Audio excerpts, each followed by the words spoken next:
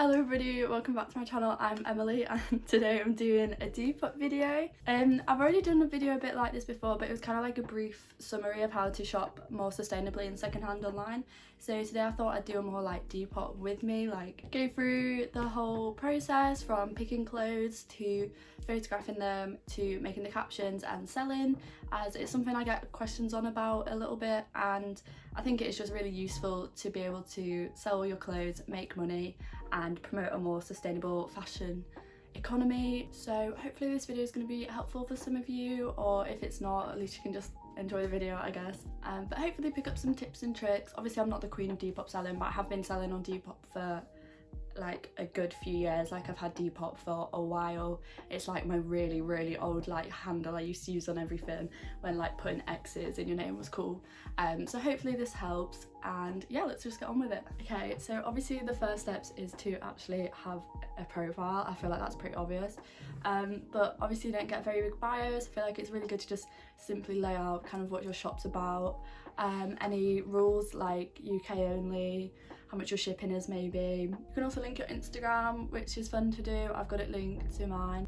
A good profile picture and a good title, just give it the general vibe of your like shop. Obviously if you're doing something more specific, like you actually make something, I feel like that's more relevant, but if you're just like selling your clothes like me, I don't feel like that's too relevant, but it's still nice to have a good looking profile. I think before you get to selling, it's really good to just have a browse on the app, see how other people kind of take their pictures. If you've got similar items, look at those. Just really get an inspo for your kind of like setup's going to be, what kind of style you're going to take your photos in, how to maybe caption them. It's just really good to try and get inspo from other sellers, especially like bigger ones, and then you actually get onto selling your clothes. So obviously people have a lot of clothes and I always have too much clothes and I just get bored of my clothes, so it's a really good way to just kind of, you know, get out old stuff and be able to have space for new stuff and money for new stuff. So I think going through clothes can be quite hard. I'm quite a hoarder, so you just have to kind of be quite critical when looking at your clothes, like realistically, when is the last time I wore this? When's the next time I'm going to wear it again? And oftentimes it's never. Things that are too small, things that might be just not your style anymore. I think I find it hard letting go. I don't know about other people.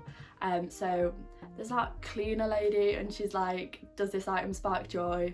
And if it doesn't, then whack it on Depop. I think it's good to keep organised if you're doing it like I tend to do, a big like post in one day, like all stuff in one day. It's really good to keep organised by like keeping a list, keeping a note, kind of writing a brief description of the item, what size it is and how much you want to sell it for, so that you don't have to like think back when you get to actually finally posting, and it's all just organised. Also it really helps to keep everything in piles, so put all tops in one piles and all bottoms, and that just really speeds on the trying on process and photographing process, because you can just keep one bottom on, try on all the tops, and then put a plain top on and try on all the bottoms. So let's have a look through my wardrobe and see what I'm going to be selling. So welcome to my wardrobe and my drawers.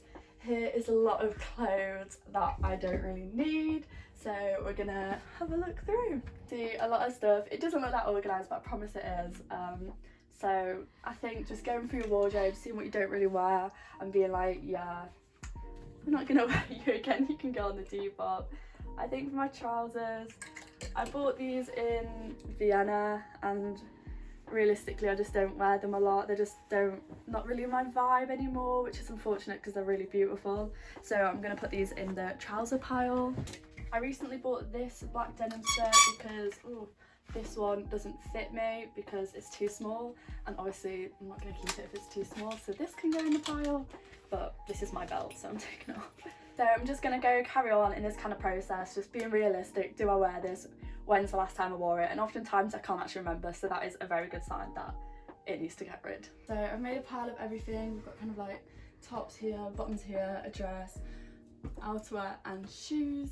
So I'm just going to go through these one by one and try them on and make a note of everything I notice on my phone, sizing and stuff.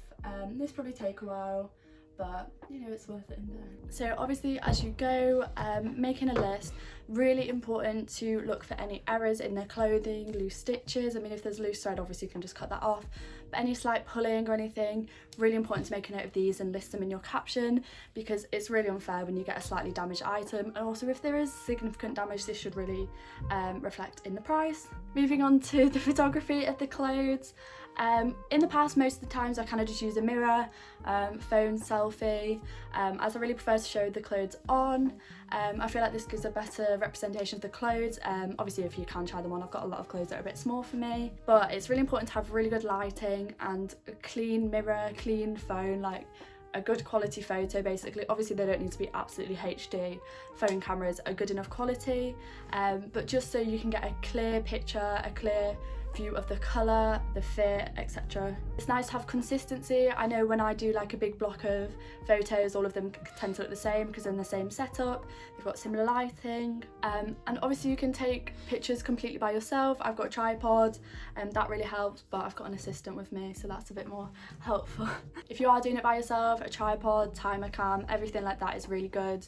But I would say try and have a fairly blank photo background. Like here there's a bit much going on, it kind of deducts from the clothes, whereas somewhere like by a blank wall or like a wardrobe, with a blank surface, it gives a better look of the clothes and it's really easy to focus on it. It can be awkward like posing and stuff, but it's really important to show the clothes from different angles, front, back, side, different ways maybe you could like style it. Say if it's really important tip, Depop uses square photo format, so put your phone in square mode when you're taking the pictures, as it'll save like having to crop the photos and stuff, and it just makes it easier to post. If clothes don't fit, say like a lot of mine, flat lay is a really good way to show off the clothes, or showing them on a hanger, just so you can still see the clothes, but obviously you can't really see them on. It's important to get at least like 3 good photos, because I feel like this is a good representation of each angle, and also you can do a video if you want to show off say like something that sparkles, but at least 3 pictures really, otherwise people will probably just end up asking for more and then you've got to try them on again and then just effort. If you do have like a tape measure, measurements can be really good, especially for something like jeans where you've got to look at the waist, or a skirt. I've started trying to measure stuff, as obviously I've got tape measure, and I just feel like it is really helpful, especially when I look for clothes. I always try to look out for it, or I end up asking, so just putting it in the caption will just save that hassle. Okay, so let's get on to the trying on of the clothes. So I'm just going to be taking my pictures against my wardrobe. Obviously it's not like the blankest of places, but as far as places go in my room, it is the blankest place. I've got the first item on now, so I'm just going to take the pictures, add it to the note on my phone, kind of brief description, brown jumper, size, whatever. So I'm just going to do that for all my clothes and I'll be back with you. Okay, so you've taken the photos, you've picked your favourite ones, the ones that show the outfit the best, the item of clothing the best. So obviously you've got to write a caption. I think there's definitely 2 kind of different styles you can go with the captions. You can go the really lengthy one, like I know I've done both kind of styles, like super sick, looks great with this, blah blah blah, or the quite simple one, just where it's from, a brief description and the size. I tend to just go more for that one because it's just straight to the point, it's easy on the eye and you can just see exactly what you're looking for, the right size and the right colour, etc. Just don't overload it with too much information. You can get a maximum of 5 hashtags. Don't hashtag stuff that's not to do with the item, like random brands or popular brands, because this just annoys people, and they started removing posts with this in. I've got to look at something in my eye. So just like hashtag top, hashtag the brand, hashtag a couple other items just to get more exposure. I say really make use of categories. I definitely use these to search, so make sure you fill in the size category, the brand category, the like subsection, so like women's wear, trousers, jeans, and then you can also put a colour on there, which can be really helpful. I think for the price, just be fair. Remember the cost of shipping. Either you can have free shipping or add it on. If there's a fault in the item, you know, that should deduct from the price how long you've had the item. You can look for other similar items, see how much others are selling them for, to get inspiration for what you should price yours at. But I think just be reasonable, and it's often good to be open for offers. Sales and discounts are a good way to get people to look at your store. Maybe a 10% sale or free shipping with bundles is always good, because that can encourage people to buy a couple of items from your shop, and then obviously that's more sales. I know pretty much everyone always gets a thing like, oh, you've liked this item, I'm selling something similar, or you liked my item, do you want to buy it? And this, I think we all can agree, can get a bit annoying. So a way to kind of avoid doing that but also still kind of do it, if you see someone's liked a similar item to yours, say a skirt, someone's selling the same item, maybe for a bit more, you can go onto the likes of who's liked that item and maybe like a couple of their items, just try and get their attention, and they might come over to your account and see that you're selling the skirt cheaper and decide to pick it up. Repost pictures, this is really important. Just go in the caption, change something, and then it'll relist the item at the top of your feed, so then it's not just getting pushed down, because if you've had the same exact listing up for, you know, a lot of weeks, it's not going to get promoted on the search. So just changing the caption slightly will get it like re-promoted to the top, which is a really good tip. I tend to leave most of my sold items up just because people can see what kind of clothes I sell, so maybe they want to follow me in the future knowing that I might sell similar clothes again. But also you can just take them off. It just depends really. I mean, the shop does look quite clean without them on, but whatever you prefer. Don't be afraid to promote yourself on Instagram. You can do that thing where you share your shop and pick your like top best items, and post these on your Instagram, post it on your Facebook, whatever, because you know, people might just go have a gander and see something they like. When it comes to selling things, I try recycle old packages. I'll try salvage plastic like poly wrappers, and try reuse them for selling, so there's less plastic waste. If I don't have anything that'll fit, I tend to use brown paper, wrap it a few times and write the address really clearly. Also, I like to put a little note in, just say thank you, sorry about the ugly packaging, I just like to recycle, and please leave a review. I think a lot of times people forget to leave reviews, so if it's been like a few days and they still haven't left one when I think it should have arrived by then, I might just drop them a message like, hey, did this get to you okay? If so, please leave a review, because the amount of purchases or sold items I've sold and I haven't got a review, and then obviously it just looks like the ratios are off of reviews to sold items, so I think it's alright to just give them a gentle nudge. I'd say just general etiquette, just generally just don't be a tosser really, like don't make really unreasonable suggestions or really unreasonable prices because you just find it won't sell. Just generally be polite, don't like harass people into buying things. Try send your item as soon as you can. If you know you're not going to be able to sell, I tend to say like please DM before buying, and so that way if I am going to be away from a post office I can just let them know like, hey, it's going to be a bit longer than it normally would, but some people just tend to buy it straight away, so then I'll just tell them, but usually I'm quite near a post office, so I do try and get it shipped like pretty ASAP. Okay. My other Depop video I did mention more about how to buy, but I'm just going to go over some brief points here. Find people you like, look at their shops, look at what their likes are, and that can really give you some inspiration. I tend to like a lot of things, so you can go follow my Instagram and look at my likes if you need any inspo, if you actually wanted to dress like me. But yeah, really going on people's likes, going on people's accounts, going on who's liked that. You can just fall into like snowball of just like looking through people's accounts and getting inspo, and then you can use that to then search for items you actually want. I organise my likes into categories. I know that might be a bit sad, but then I can just quickly think like, oh, what were those trousers, go onto my trousers tabs and find them again. I think when making offers, don't be unreasonable. If something's like £30, you know, don't say 15 because that's just silly, but it can be alright to just say like, hey, could you do this price including shipping perhaps?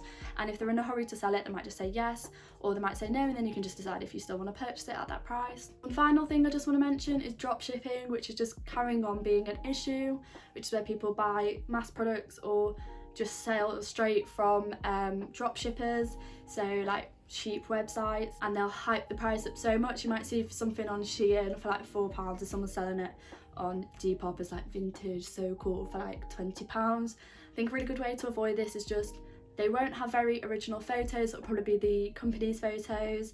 The caption, it'll say that they've got multiple sizes available, like small, medium, large usually, as like the Asian countries don't tend to use like 6 and 8 like we do. And then also just the fact that they've sold loads. If you go on their reviews, they'll have the same tops over and over again.